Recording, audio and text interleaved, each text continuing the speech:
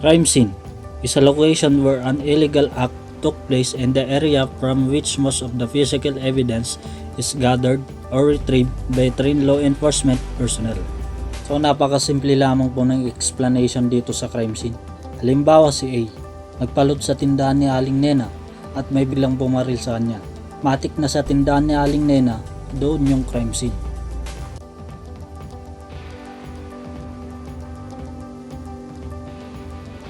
Police photography, the study of the general practice methods and steps in taking pictures of the crime scene, physical things, and other circumstances that can be used as criminal evidences or for law enforcement purpose. So ang police photography ay isang napaka-importanting ginagamit ng mga pulis para ma-record yung crime scene at magsilbi bilang ebidensya.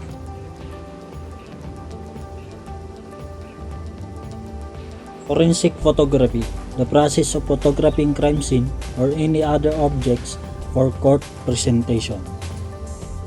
Ito yung proseso para makunan ng larawan yung buong crime scene at para may i-present sa korte.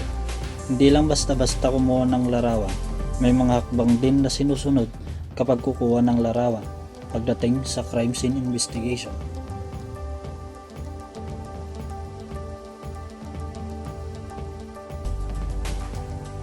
Close-up photograph is a picture, still or motion made of the subject at such a distance that only head and shoulders or other separate parts of the body are shown. Close-up photograph. Ito yung malapitang pagkuha ng mga larawan, lalong-lalo na doon sa mga ebidensya.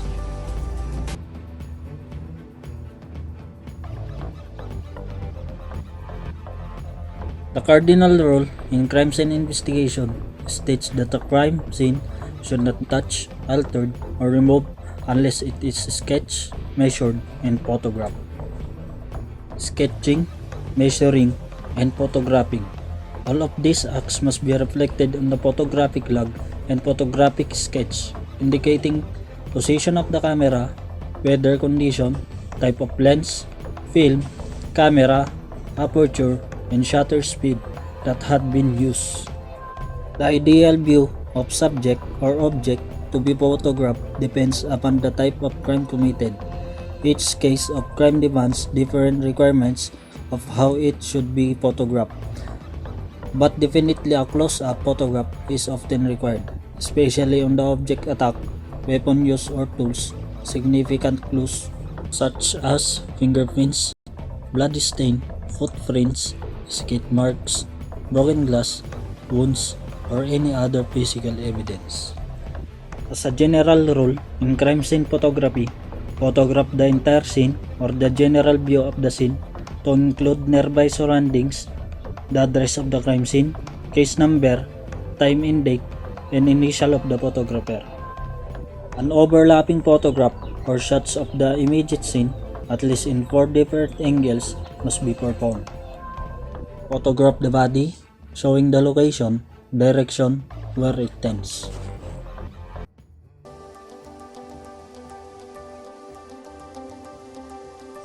Mugshot is a photographic shot of a suspect or witness from head to elbow level, taking in various views: front, whole body, and quarter view from head to elbow, front, right, and left side view.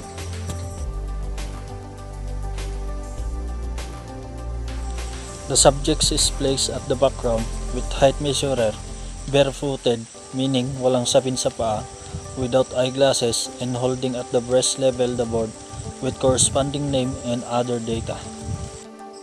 The front full body, front, left, and right side quarter view from head to elbow.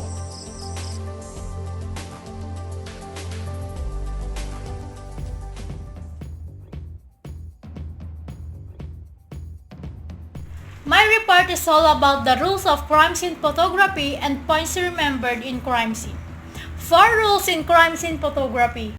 Do not disturb the scene, get a complete series of pictures, pay attention to camera angles, and record all data. First is do not disturb the crime scene. This is the cardinal rule of crime scene photography. Both latter investigators and judges need to see the scene, as it was when the police arrived. As far as possible, plan your pictures before it is touched or altered in any way. After the scene has been photographed in its original state, you may shoot a second series of pictures with minor changes. And also, you can add measuring scales, remove obstacles blocking the view, or do anything else which will make the scene clearer. If you are working with partner, take pictures of him moving objects or adding them to the scene. This will show the jury exactly what was done and why. Second, get a complete series of pictures. You must move around the scene to see everything. Generally speaking, each important object in the scene should appear in at least 3 pictures: an overview, mid-range shoot, and a close-up. Third is, pay attention to camera angles. Relationship of size and distance may be distorted by the wrong viewpoint. Examine the scene in the viewfinder. This shows the scene as your camera will see it. One practical way to assure complete coverage and to provide correct perspective is to follow the 4-corner approach. And that is, ask yourselves questions such as, does this picture reveal the true position of the witness to the crime? Do the skid marks seem longer or shorter in viewfinder than they are in real life? How large is the lead pipe used as a weapon? Shoot must picture with the camera at eye level. Last, record all data. You will often want to stress the key details in a picture. If you do by the making on the print itself, a defense lawyer may accuse you of altering it. For this reason, it is wise to do your marking on a transparent overlay that can remove to show the untouched print. Another way to avoid possible objection is to label the negative from which your prints were made and take them with you to court. Finally, you may want to support your prints with a sketch map of the crime scene and indicate the camera position of each shot. Next is the 12 points to be remembered in crime scene photography. 1. Always take preliminary photographs before the scene is altered in any way. Second, take a complete set of pictures, overall, mid-range, and close-up. Shot from different angles and distances, film is cheaper than lot cases. Third, use fresh film and keep it away from heat. Fourth, keep your picture sharp. Use a tripod if possible. Focus carefully. Be sure your lens is clean. Fifth, avoid backlighting. It creates seal holes and may cause flare. If you must shoot toward a light, shade the lens as best as you can. Sixth, use side lighting to bring out texture, accident damage, tool marks, and any other irregularities on a surface. Avoid it when shooting recesses, containers, and closets. 7. Front lighting is normally the best in police work. Use it unless 3-dimension details need to be recorded. Then use side lighting. 8. The flash provides portable and easily controlled light.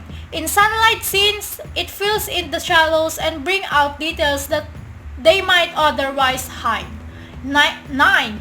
Aiming your flash at a highly polished surface may cause glare. Point the camera or flash at the surface from a 45-degree angle. 10.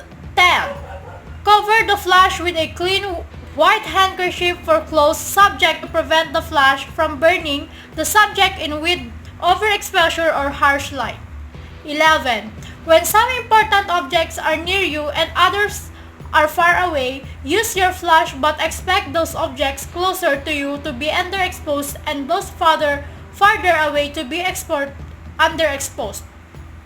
By taking an extra shot without a flash, if there is some available light but you will most likely have to use a tripod or rest the camera on some solid stationary object to prevent a blurred or uncleared image. Last, Keep all your equipment in a good condition and readily available. It will give maximum usefulness and minimum trouble. And that's all. Thank you.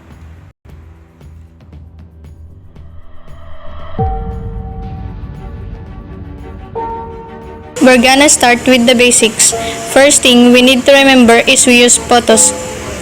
Because literally, a picture says 1,000 words and photos provide the true and accurate portrayal of our crime scene and the physical evidence that's present there.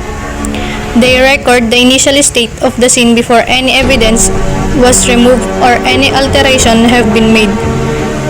Now all this information we get from these photographs can later be analyzed, and this particularly useful when we're documenting evidence that might be destroyed in the process of analyzing it, like footprints.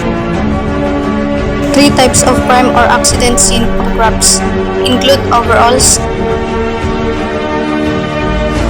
mid-range,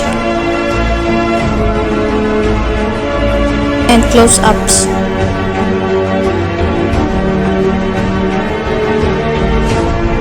First, the overall photographs document the general conditions of the scene with both exterior and interior views and how the specific crime scene relates to the surrounding area.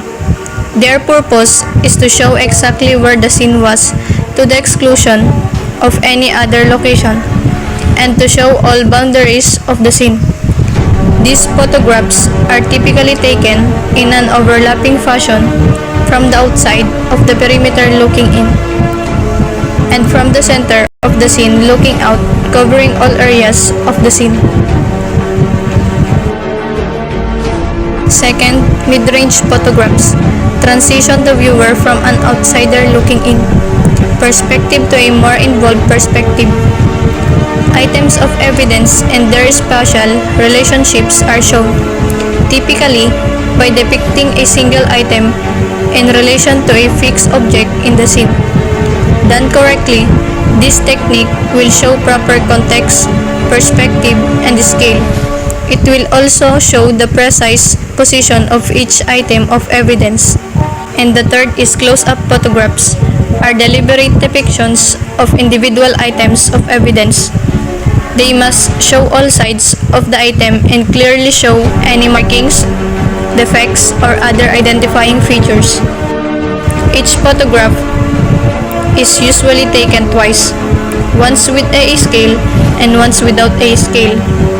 The image sensor of the camera must be oriented parallel to the surface being photographed.